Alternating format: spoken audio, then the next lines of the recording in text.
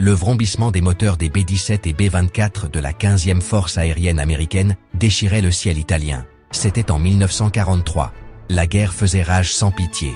L'escadron avait des ordres clairs, bombarder San Giovanni Rotondo. Personne ne posa de questions, personne n'hésita. Ils firent simplement leur devoir.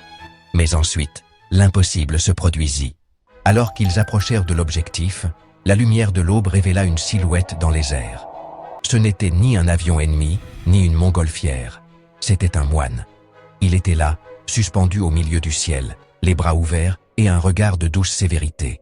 Les pilotes essayèrent de maintenir le cap, mais les commandes semblèrent folles. Les avions ne répondaient plus. Les bombardiers tremblaient, comme si une force invisible les repoussait. Les bombes ne se larguaient pas. Quelque chose, ou quelqu'un, les empêchait d'agir. La panique s'empara des hommes. Il n'y avait pas d'explication.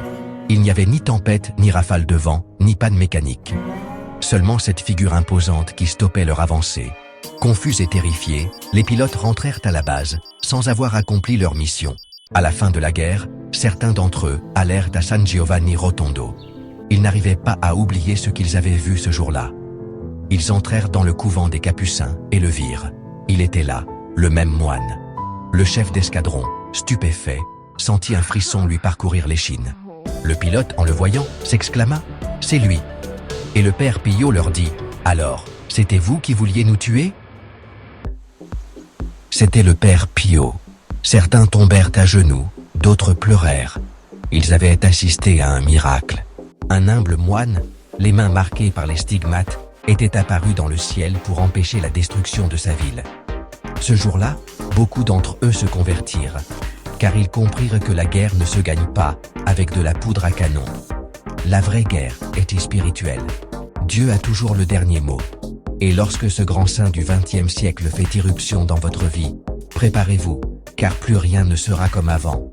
Si vous décidez de connaître son histoire, vous découvrirez un homme marqué par les plaies du Christ, qui pendant 50 ans a porté sa douleur avec amour, et continue de transformer des vies encore aujourd'hui. Peut-être, la prochaine sera la vôtre. C'était le Campanile de la Vendée. Laissez un like et partagez. Au revoir chers guerriers du Seigneur, et que Dieu vous bénisse.